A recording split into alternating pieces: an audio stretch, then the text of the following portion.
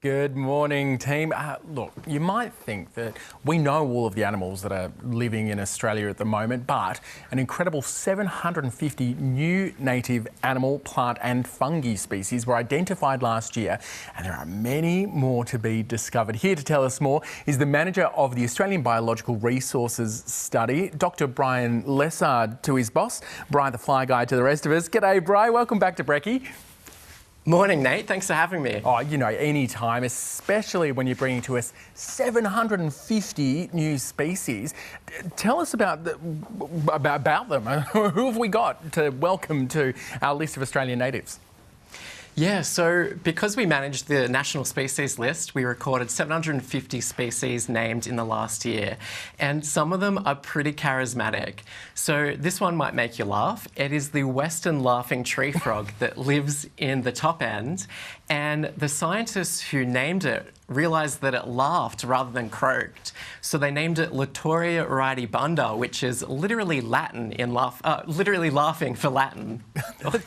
Yeah, that's cool. That is very cool. Okay, so new frogs. I think there are also some new creepy crawlies, because I know you care about the insect world a lot.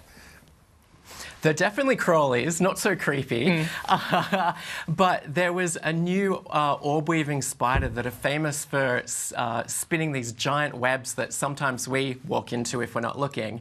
And it's a nocturnal orb-weaving spider that injects venom. It loves to spin webs, and the scientists that looked at the abdomen noticed that it had a mask-like pattern. So they named it Venomius Tom Hardy Eye after the Marvel character Venom and the actor Tom Hardy who plays him.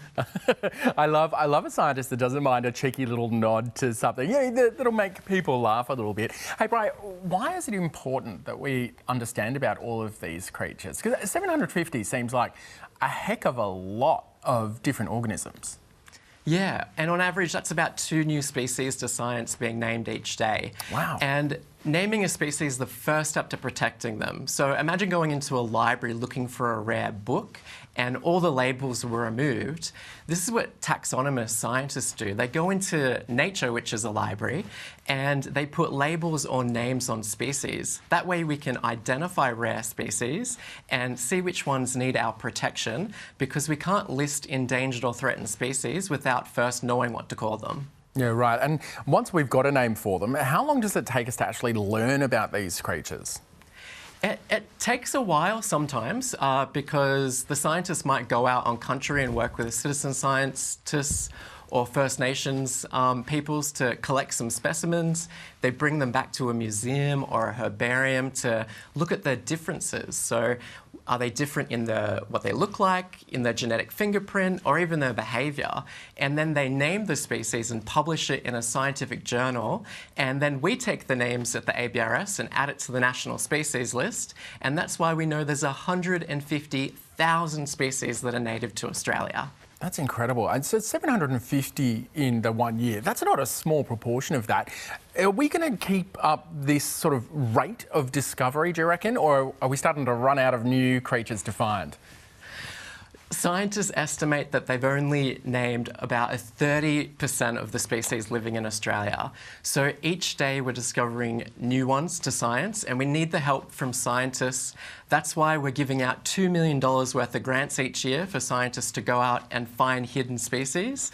But we also need help from the next generation of scientists too, because we can't protect our beautiful, unique species without having scientific names placed on them. Right, so if there are young people out there, no worries, plenty more species to be discovered. Yep. And you can get involved too by becoming a citizen scientist. So you can start a digital collection by taking photos of the fungi, the birds, the lizards you might see in your backyard, and use iNaturalist, which is an app that helps you identify them. Or you can compare your photos to specimens in your local museum on display, or even your botanic gardens too. And if you listen to a frog singing at night, you can even record it on Frog ID, because who knows, there might be a new species waiting for you to find in your own backyard.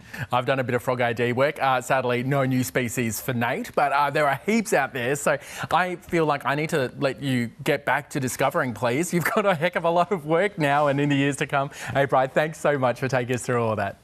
Well, time flies. Thanks for having me, Nate. Team, that's it. Get outside now. Go find yourself a new Aussie native. There are plenty more to be discovered.